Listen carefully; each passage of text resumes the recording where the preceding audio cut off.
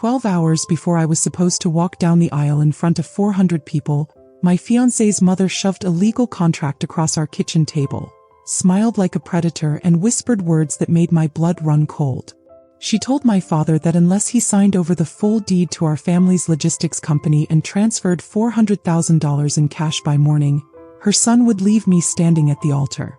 She promised to make sure every newspaper and business partner in the state believed I was abandoned because of my own disgraceful secrets. She truly believed we would bend our knees to protect our pride. She thought my father's quiet nature was a sign of weakness. But she had no idea that 24 hours later, in the biggest ballroom in the city, with the cameras flashing and the city's most powerful families watching, I would not shed a single tear. Instead, I would walk up to the podium, look her dead in the eye, and press play on an 80-foot screen. If you believe that bullies deserve to face the consequences of their own greed, hit that subscribe button right now, settle in, and listen closely to how we delivered the most humiliating reality check of their lives. My name is Clara Vance, and to understand how my life exploded into chaos the night before my wedding, you have to understand the two very different worlds that collided to create this disaster. My father, Joseph Vance, is a man carved out of raw discipline, patience, and honesty. He grew up with nothing in the industrial district of our port city. When he was 22 years old, he bought a single beat-up freight truck with money he borrowed from 3 different relatives. For nearly 40 years, Dad worked 18-hour shifts. He drove through snowstorms, slept in loading docks, and sacrificed every comfort to build Vance Freight and Logistics into one of the most reliable supply chain backbones on the entire coast. Dad never cared for luxury cars or country club memberships. His hands were rough and scarred, his boots were always covered in warehouse dust, and his word was as solid as concrete. When my mother passed away 6 years ago after a long battle with illness, that business became more than just a company to him. It was a monument to their shared sacrifices, built specifically so that I would never have to worry about my future. Then came Harrison Sterling. Harrison was tall, polished, effortlessly charismatic, and carried himself with the kind of smooth confidence that makes people turn their heads in crowded rooms. He worked as an asset manager for a commercial real estate firm, wore tailored suits, and seemed to have the entire world figured out. When we met at a charity gala 3 years ago, he swept me off my feet with thoughtful gestures, late-night conversations, and promises of building a modern empire together. I was young, ambitious, and utterly convinced that I had found my equal. Behind Harrison's charming smile, however, was his mother, Beatrice Sterling. Beatrice was a socialite whose entire existence depended on public prestige and the illusion of immense wealth. The Sterlings had old family prestige, but anyone paying close attention could see the foundation was crumbling. Their real estate ventures were heavily leveraged, their debts were mounting, and Beatrice was obsessed with keeping up appearances at any cost. From the day Harrison introduced me to her, Beatrice treated me like an outsider who should be eternally grateful to marry into her family. She made subtle, venomous comments about my father's humble background, mocking his plain clothing and referring to our business as a dirty blue-collar outfit. My father always told me to take the high road, believing that true dignity speaks for itself. We mistook her arrogance for harmless snobbery, never imagining how deep her greed truly ran. The preparations for our wedding took nearly a year. It was designed to be a massive high-society affair at the prestigious Grand Sovereign Hotel downtown. Over 400 guests were invited, including prominent maritime executives, real estate developers, city council officials, and local media covering the union of 2 prominent names. My father quietly paid for the entire venue, the 5-star catering, the floral arrangements, and the orchestra. He wanted to give me the dream wedding my mother had always envisioned, sparing no expense. The nightmare began the evening before the ceremony, right after our formal rehearsal dinner had concluded. It was around 10 o'clock at night when Beatrice and Harrison asked to speak with my father and me privately in the executive suite we had reserved at the hotel. We walked in, expecting a relaxed toast to the upcoming morning. Instead, the atmosphere inside that suite was suffocating. Beatrice sat stiffly on the leather armchair, her arms crossed, watching us like a hawk. Harrison stood by the floor-to-ceiling windows, looking out at the city skyline, refusing to meet my eyes. Without a single greeting, Beatrice reached into her designer bag and placed a thick folder on the glass table between us. She looked directly at my father and said that before tomorrow's vows were exchanged, they needed to finalize a crucial business arrangement. Dad sat down slowly, confused, and opened the folder. Inside were 2 binding legal contracts drafted by the Sterling family attorney. The first document was an immediate transfer of 51% of Vance Logistics shares and vehicle fleet titles into Harrison's personal holding company. The second document was a demand for a $400,000 cash transfer directly into Harrison's private account before noon the next day, framed as an unconditional early inheritance gift. My father looked up, his brow furrowed, asking Beatrice what kind of joke this was. He reminded her that we had already covered every expense and that the company was my inheritance, not an asset to be carved up. That was when Harrison finally turned around from the window. The warm, loving man I thought I knew was gone. His eyes were cold, hollow, and sharp. Harrison looked at my father and told him to stop being sentimental. He stated that Dad was getting old, that his traditional methods were outdated, and that his own real estate firm needed that immediate capital and fleet equity to secure a multi-million-dollar bank loan by Monday morning. Harrison told Dad that the assets were staying in the family anyway, so there was no reason to resist. Dad took a deep, steady breath and asked what would happen if he refused to sign those papers. Beatrice leaned forward, a vicious, triumphant smirk spreading across her lips. She looked Dad dead in the eye and said that if those signed deeds and wire confirmations were not in her hands by 9 o'clock the next morning, Harrison would not show up to the altar. She told us to imagine the absolute humiliation of 400 high-profile guests, industry leaders and reporters watching the bride stand alone on stage. Beatrice leaned in closer and promised that if we walked away, she would personally contact the press and circulate stories that I was caught in severe personal deceit, effectively destroying our family's reputation across the state. She told my father that the bride's family always carries the social stigma, and that by tomorrow afternoon, the Vance name would be a laughingstock. My chest tightened so hard that I could barely pull air into my lungs. My heart hammered violently against my ribs as waves of disbelief and nausea washed over me.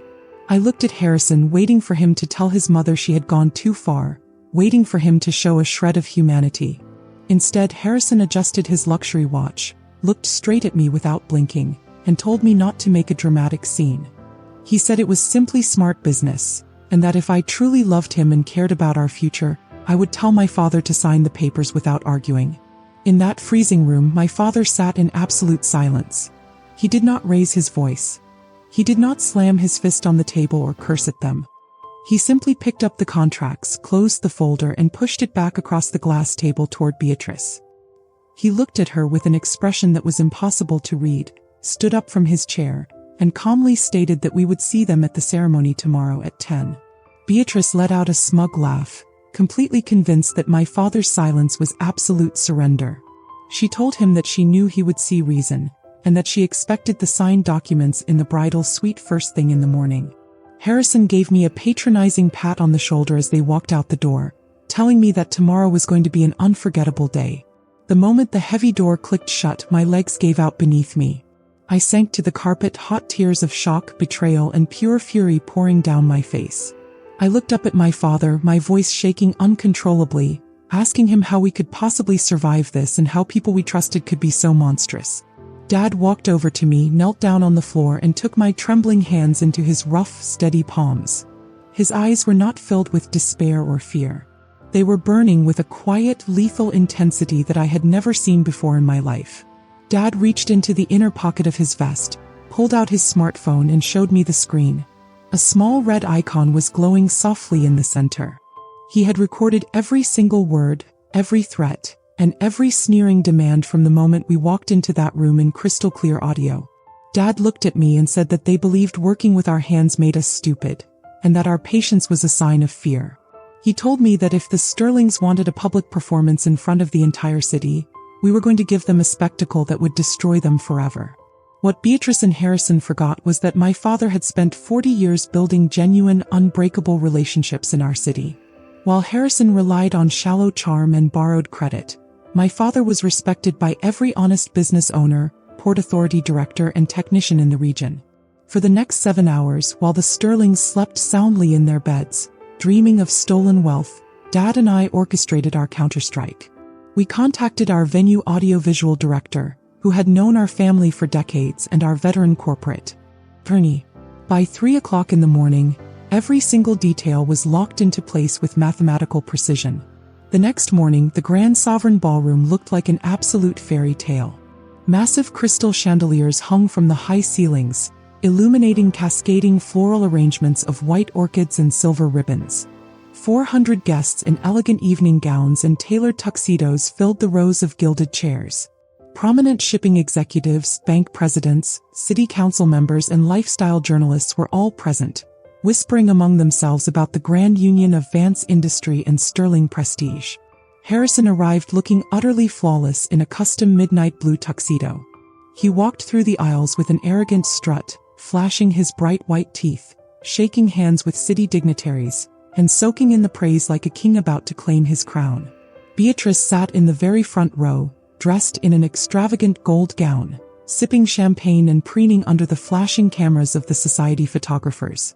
They genuinely believed that our silence meant submission. They believed that by 10 o'clock they would own my father's life work. At precisely 10:15 in the morning, the string quartet suddenly stopped playing. The room fell into an expectant hush as guests turned toward the back doors, waiting for the bridal march to begin. But the back doors remained closed. Instead, without warning, every crystal chandelier in the ballroom dimmed down to complete darkness. A wave of confused whispers rippled through the 400 guests. Harrison turned toward the stage, his brow furrowing in irritation as he looked around for the wedding coordinator. Suddenly, the massive 80-foot high-definition LED projection screen behind the altar, which was supposed to play a sentimental slideshow of our relationship, blazed to life with blinding white light. My father, dressed in a sharp black tuxedo, walked out from the side curtains and stepped directly behind the podium microphone. He looked tall, composed, and completely in command of the room. My father adjusted the microphone, his deep, resonant voice cutting through the massive hall with absolute authority. He thanked the distinguished guests, friends, and colleagues for gathering to witness what was supposed to be a sacred celebration of love, trust, and family honor. Beatrice shifted uncomfortably in the front row, standing up slightly and demanding to know where I was and what this circus was about. My father did not even look at her. He continued speaking, stating that in our community, we value promises made with integrity, but that the previous night, a very different kind of proposal had been made to our family behind closed doors. He announced that before anyone witnessed wedding vows, the entire room deserved to hear the exact foundation upon which this union was built. Dad looked toward the sound booth and gave a single deliberate nod. Through the ballroom's concert-grade surround sound speakers, the crystal-clear voice of Beatrice Sterling erupted with deafening volume, echoing off every wall in the room. The entire hall heard her say, "Sign over your father's logistics fleet or there is no wedding tomorrow, and the entire city will know your family was dumped at the altar. We will tell the press that we discovered severe deceit on Clara's part. You sign these papers by 9 in the morning, or your daughter becomes a laughingstock." The ballroom went completely silent as 400 people gasped in sheer horror. The socialites froze, the city council members dropped their jaws, and the photographers stopped taking casual pictures and pointed their lenses directly at Beatrice. Harrison's face instantly drained of all color, turning completely pale as if he were looking at his own grave. Then came Harrison's voice, booming through the speakers with ruthless clarity. "Don't make a scene, Clara. It's just smart business. If you love me, tell your dad to sign." Before anyone could recover from the shock, the 80-foot screen behind the altar changed. High-resolution scans of the predatory extortion contracts appeared for the entire room to read. Harrison's legal signature, Beatrice's handwritten demands, and the highlighted clauses demanding 51% of our company and $400,000 in cash were displayed in massive red text. The entire ballroom erupted into chaos. Whispers turned into loud shouts of disgust. Several prominent bank executives and business partners who had been chatting with Harrison minutes earlier physically stepped away from him, shaking their heads in total revulsion. Beatrice leaped from her seat, her face twisted in pure rage, screaming at the top of her lungs that this was illegal, that it was defamation, and that the audio had to be shut off immediately. That was the moment I stepped out onto the stage. I was wearing my bridal gown, holding my head high and holding a microphone firmly in my hand. I looked down from the platform directly into Beatrice's panicked, furious eyes. My voice was steady, calm, and carried across the entire room as I told her that it cannot be defamation when the entire city is listening to her own voice. I looked at Harrison, who was trembling on the stage steps, and announced that the Vance family does not negotiate with parasites, and that this wedding was officially cancelled. Harrison tried to scramble up the stairs toward me, his hands outstretched in desperate pleading, begging me to listen and claiming it was all a terrible misunderstanding. Before he could take another step, 2 venue security officers moved in, grabbing him by the shoulders and forcefully hauling him down the stairs.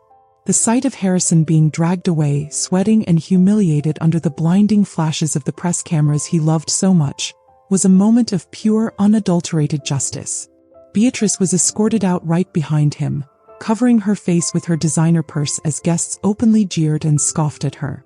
As the security doors slammed shut behind the disgraced Sterlings, an older gentleman in the 3rd row stood up from his seat. It was Raymond Sterling, not related to Beatrice's branch of the family, but the revered patriarch of Sterling Maritime Logistics, the largest and most prestigious shipping operator in the state. Raymond was a legendary figure known for his ruthless business ethics and uncompromising personal honor. Standing beside him was his son, Nathan Sterling. Nathan was a naval architect and logistics director who had worked closely with my father on regional port expansions over the past 2 years. He was quiet, grounded, and held a sterling reputation for honesty and hard work. Nathan and I had crossed paths many times in business meetings, always sharing a mutual respect for each other's dedication to our family's work. Raymond Sterling walked slowly down the center aisle, his voice booming across the grand ballroom, commanding total attention. He looked up at my father and said that he had done business with Joseph Vance for 25 years, and that there was no man on this coast with greater integrity, and no woman of finer intellect and grace than Clara. Raymond turned to his son Nathan, who walked up the stage steps and stopped a respectful distance from me. Nathan looked directly into my eyes, his expression full of genuine respect and quiet admiration. He spoke into the stage microphone, stating that I deserved a partner who saw my worth, not someone who tried to bleed my family dry.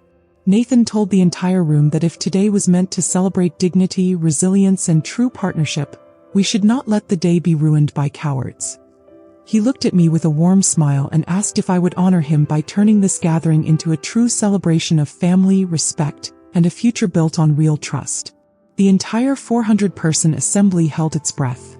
I looked at Nathan and saw nothing but honesty, strength, and unwavering support. Then I looked at my father, who had tears of profound pride in his eyes, giving me a gentle, affirming nod. I broke into the first genuine smile I had felt in months, looked at Nathan and told him that it would be an absolute honor. The grand ballroom erupted into thunderous applause and a standing ovation that shook the walls. The 400-person feast that Harrison and his mother had tried to steal turned into a historic celebration of resilience, family honor, and absolute vindication. In the weeks that followed, the leaked audio destroyed the Sterling real estate firm. Their creditors called in their loans, and Harrison and Beatrice were forced into bankruptcy and complete social exile. Meanwhile, our business flourished, and the foundation we built that day became a testament to the fact that integrity will always outlast deceit. When arrogant people mistake your silence for weakness, they forget that still waters run deep. Justice does not always come from shouting. It comes from standing your ground, holding up the mirror, and letting greedy bullies destroy themselves with their own words. If this story proved to you that karma never misses its mark, hit that subscribe button, leave a comment with your thoughts, and stay tuned for the next story.